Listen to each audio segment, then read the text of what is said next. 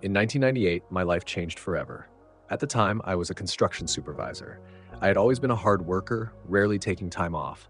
But one day, I started experiencing unbearable pain in my lower back and stomach. I tried to ignore it at first, thinking it was just something minor. But as the days passed, the pain became worse. I could barely stand up straight, and I knew something was seriously wrong. After struggling with the pain for a while, I finally went to the hospital. The doctors ran some tests and told me I had kidney stones. They assured me it was common and that a simple procedure would take care of it.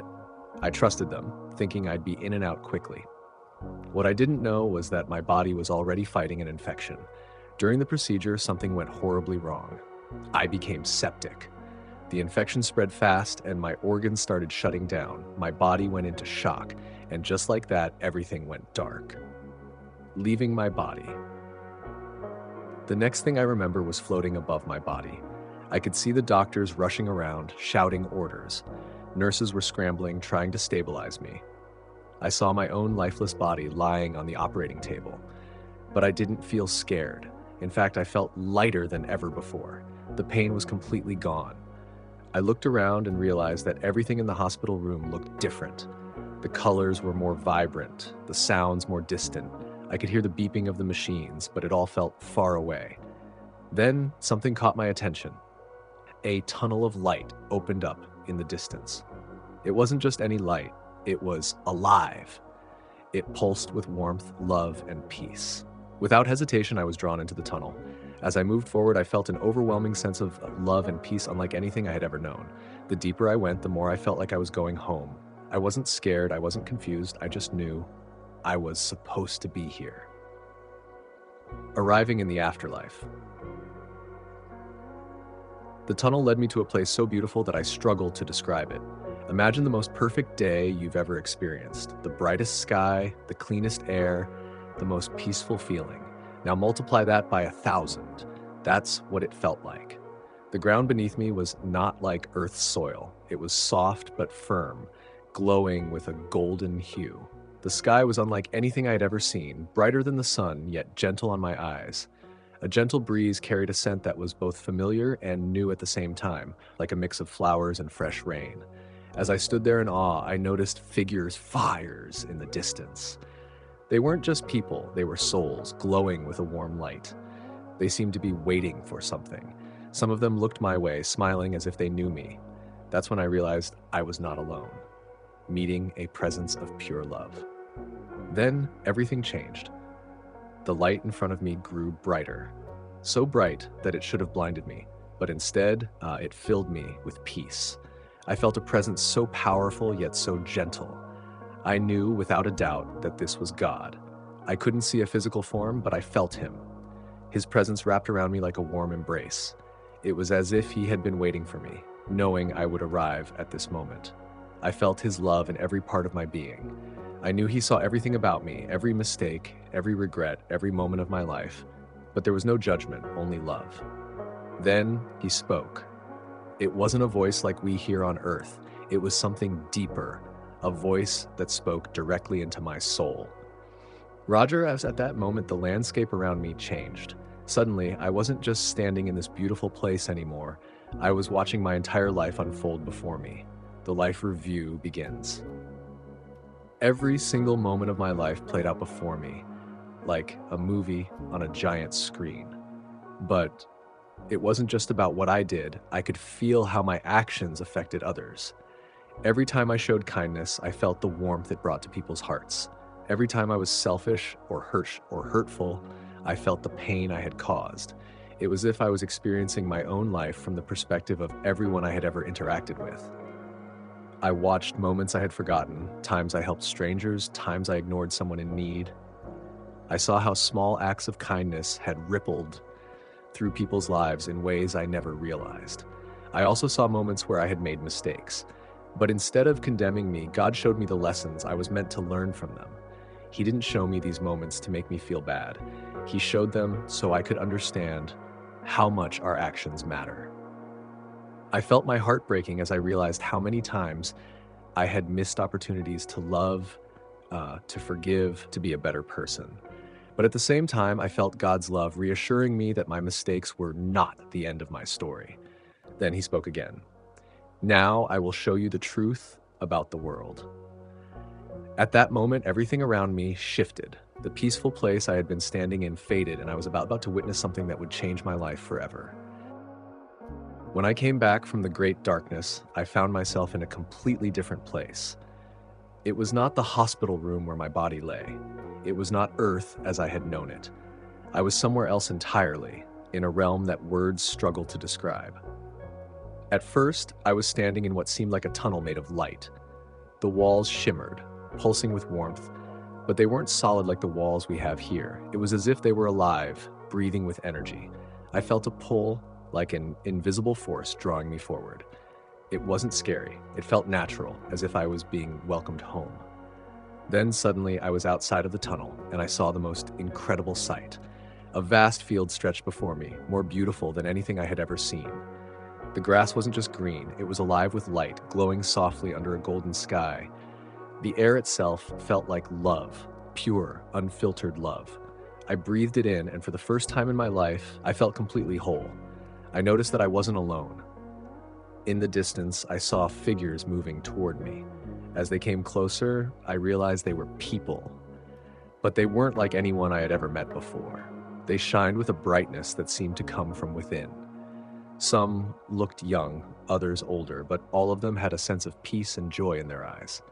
I didn't recognize them, but at the same time, I felt like I knew them. It was as if we had always been connected somehow. One of them stepped forward. He was taller than the rest, and there was a glow around him that was stronger than the others. He smiled at me, and without speaking, I understood who he was. It was Jesus. I couldn't move.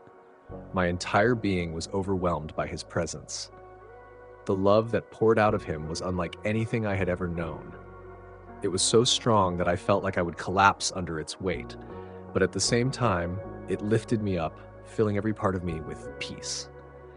He reached out his hand, and I felt an energy flow through me, healing every wound, every doubt, every fear I had ever carried. Then he spoke, and though his lips didn't move, I heard his voice inside of me. Roger, you are loved beyond anything you can understand. You were never alone. You were never abandoned. Tears filled my eyes. I had spent so much of my life feeling like I had to fight every battle on my own. I had felt the weight of my struggles, my mistakes, my regrets, but in that moment, all of it disappeared. I was completely and utterly loved. Not because I had earned it, but simply because I existed. Then he showed me something. He raised his hand, and suddenly, I was no longer in the field. I was looking down at my own life, but from a different perspective. I saw moments from my past, times when I had struggled, when I had been in pain, when I had felt like giving up, but now I saw something I hadn't before. In every dark moment, there had been a presence with me. Jesus had been there the whole time, even when I hadn't realized it. He spoke again.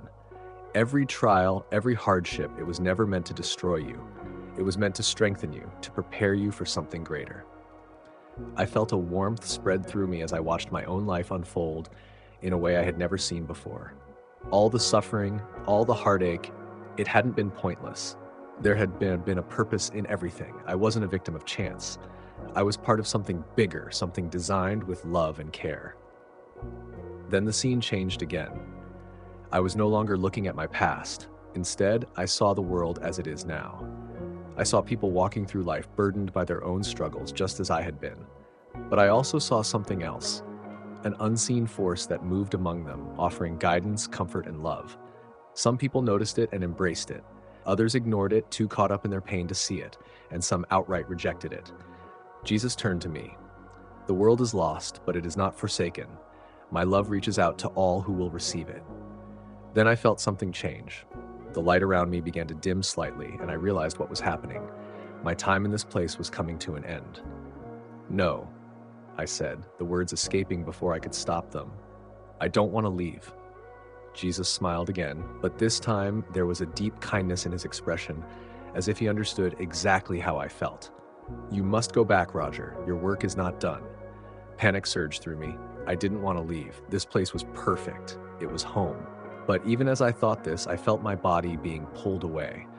The light around me faded, the warmth of his presence growing fainter.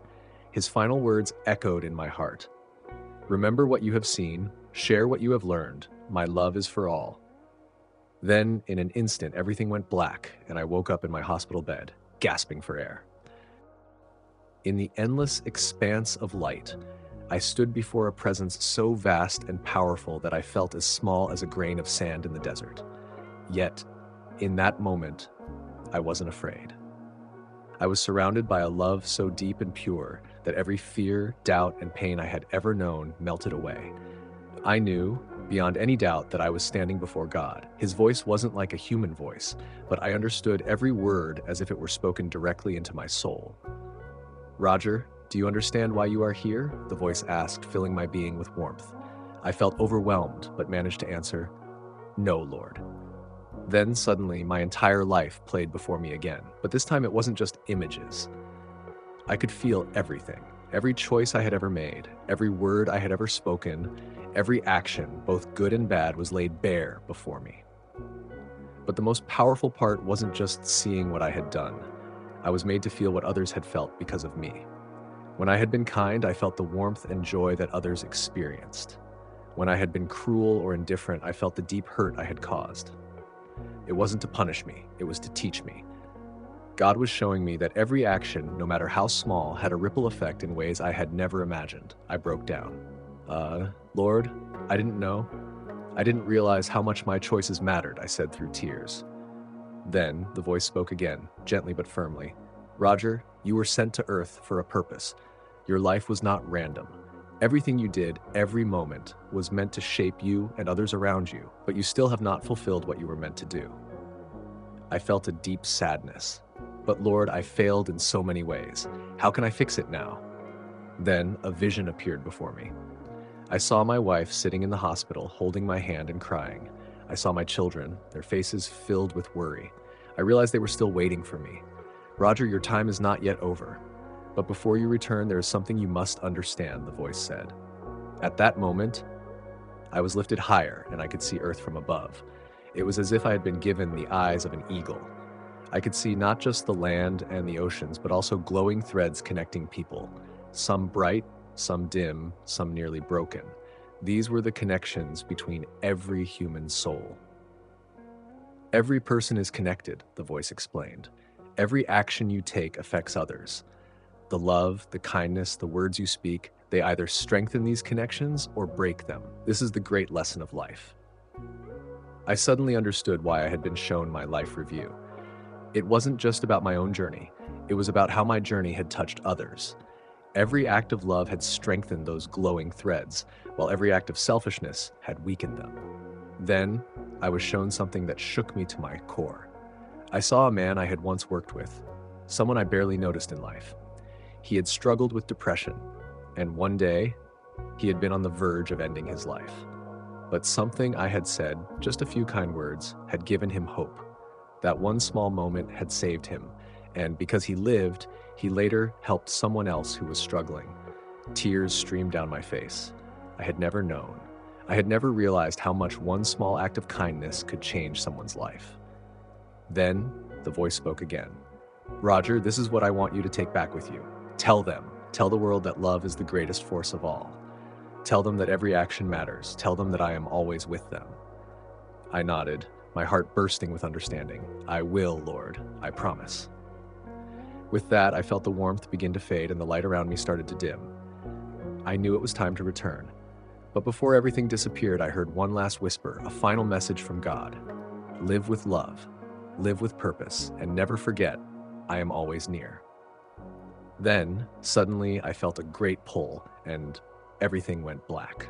The last thing I remembered was hearing God's voice telling me to live with love and purpose. Then everything went dark. It felt like I was being pulled backward, as if I was being sucked through a tunnel at an incredible speed. Then, all at once, I felt a painful jolt. My eyes shot open, and I gasped for air. The blinding lights of the hospital room replaced the heavenly glow I had just left. My chest felt heavy, my throat was dry, and I could barely move. I was back. At first, I was confused. The contrast between the warmth of God's presence and the cold hospital room was overwhelming.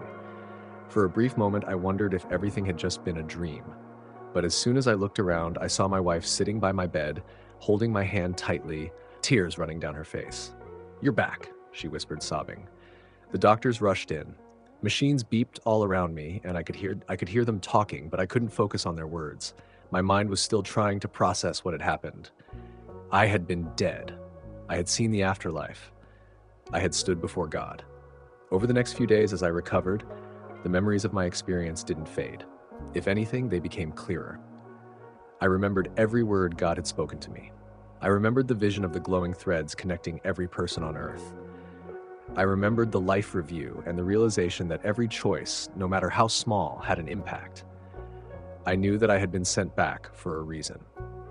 As soon as I could speak, I told my wife everything. I expected her to look at me with doubt, maybe even think I was imagining things because of the medications. But instead, she listened carefully, tears filling her eyes. "Roger, you were dead," she said softly. "Your heart stopped. They were ready to call the time of death, but then, out of nowhere, you came back. The doctors couldn't explain it, but I knew. I just knew God wasn't finished with you yet." Her words hit me deep.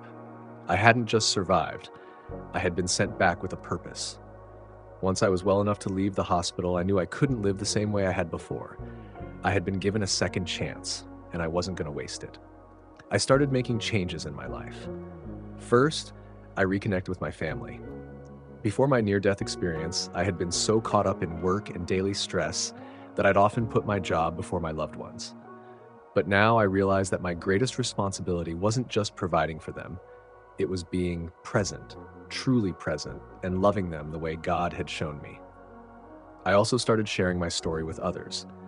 At first, I was afraid of what people might think. Would they believe me? Would they think I was crazy? But then I remembered what God had told me. Tell them. So I did.